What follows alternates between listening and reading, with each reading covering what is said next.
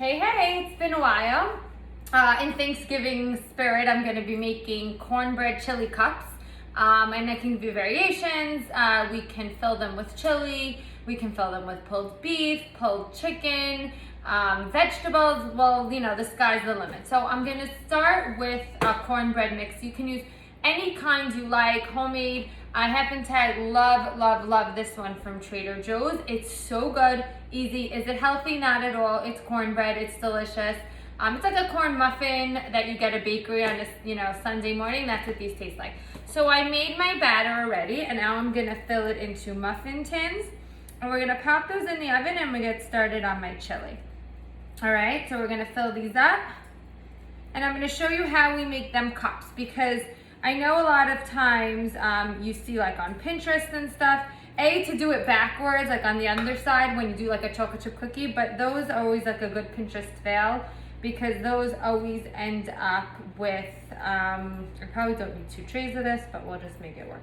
You always end up with like a splotch and it's a mess, etc. So I'm gonna show you a fun way to make cups out of this, especially when a batter is so thin, and you can do this with cookies too. All right, so we're gonna get that in the oven and we'll get to work on our chili. Okie dokie. So it's a 375 degree oven. It says on the box for about 20 minutes or so. Okay, chili cups are cooking. I'm gonna make chili that I love. Super quick, super easy. It can take an hour till finish and eat, or you can even leave it probably for 2-3 hours if you want a little thicker, richer, and really get those flavors. But after an hour, it's ready to go if you're running short on time. So this is customizable, easy, 1, 2, 3, and I'm gonna stuff it in those cornbread cups. I'm super excited. So we're gonna start off with a pan. I'm gonna get a drizzle of olive oil, and I have onions I chopped up, yes, in my xylus. And we're gonna get those in there, and we're just gonna let them brown quickly. I suggest you probably can even use a pot, like a big stock pot you use for soup. To make this, I know it's a wok, but I like to use it to make my chili. It actually makes the browning of the onions and the meat go a little faster. Okay, awesome. So I have here my onions. We're gonna get them sauteed up. I'm gonna add a little bit of salt. That's it. Okay, once they get nice and translucent, we're gonna add my beef. I have my beef chopper. I showed you guys this on Amazon. Mine never showed up. I still have half of one that I got from Kitchen Caboodles years ago. It's still back ordered from that day. Everything was on sale. I think it was Prime Day. So we'll see. We'll wait and see. But for now, I'm going to use this to brown my meat. Okay. We'll give the onions another minute or 2, and I'll tell you guys what I have to go in after that. I have in this bowl, I actually have everything all ready, because once the meat is browned, I'm going to throw everything in. So I have 3 peppers. I have a red, a yellow, and an orange. That's what the Costco bag has. That's what I'm using. But go ahead, use all 3 of the same color, even add some green ones in there. That's your choice. I have kidney beans and chickpeas, and black beans. So you can use all 3 of those beans. You can use just black beans, just chickpeas. I like it the heartier. Okay, so my brown meat, my chopped meat is all brown. Looks great. I'm now gonna add in peppers, beans, jalapenos. We're gonna add that all right in here. Yum. And you can make this vegetarian if you want to add, just do the veggies and then add some quinoa or some rice, add some tofu. The spices and the base will all be the same. Okay. I don't know if you guys can see it. I'll bring you closer in a second, because now I'm gonna get my spices. Okay. We're gonna add a little bit more salt. I'll say about half a teaspoon to a teaspoon of salt. Again, my family doesn't love black pepper, so it's up to you if you want to add a little more. I have 2 pinches, about 1/8 of a teaspoon. My kids pick out the black pepper from everything. I have chili powder. That's our big one here. It is chili. So I'm gonna go with a tablespoon and a half of chili powder. Again, a little more if you like spicy, a little less.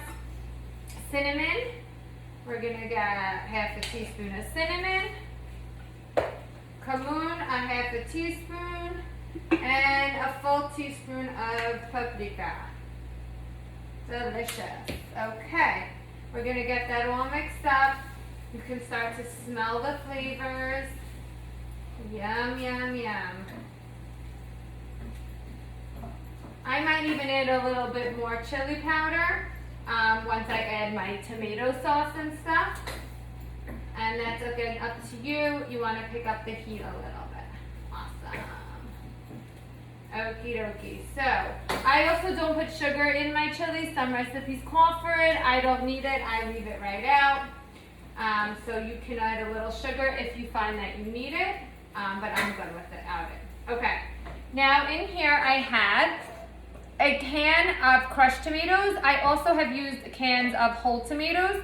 I had the crushed tomatoes today, so those work just as well. And 2 cans of tomato sauce. I use the box of Tuscanini. It's about 17.6, so around 18 ounces per can. And a can of the crushed tomatoes. And I'm gonna put that right in there. Awesome. We're gonna get that mixed up. This looks amazing. Amazing, amazing. Okay. And that's it. And now we're gonna let that come to a little bit of a boil. I'm gonna lower the heat and I am going to then let it cook out for about an hour or 2. At which point it will be, after an hour, ready to eat. And you can leave it a little bit longer on a low flame. Just be careful again, it will thicken up. The sauce gets a little bit thicker, will cook out. So just do it. I'm gonna bring you guys closer. All right guys, here's the chili. It's looking awesome. It's already starting to boil, so I'm gonna lower that heat. Muffins are out of the oven, and this part needs to be done immediately when they're hot. I'm pushing in, and that's how I'm making my cup. Awesome. Push it in, and make your cup. You don't even have to scoop it out. You can go right ahead and push it in. If you wanna scoop it out so you can eat it now, great idea. I'm game. All right, you see how I kind of smushed it down? So the insides will go there. If you want, I'll show you here. I scooped out a little bit, and that will make even a bigger well for the inside where the chili is gonna go. But otherwise, smush it down. All right, so the chili's been cooking for a while. It looks so good, delicious. It's thickened, the flavor's intensified. I'm excited to eat this. And I have those corn muffins. So here are the ones I made a hole in. I'm just gonna go ahead, fill it with the chili.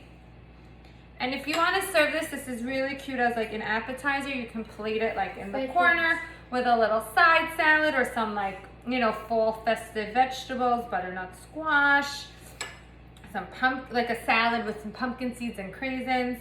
It's adorable as a little appetizer.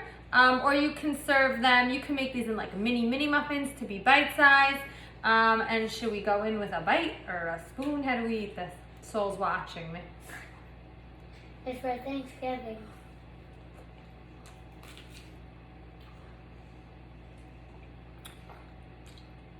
I'm speechless. The sweetness of the corn muffin is counteracted by like the heat I had in my chili, by the smokiness from the spices, the acid from the tomato sauce and the wine. Wow, it's just like really one.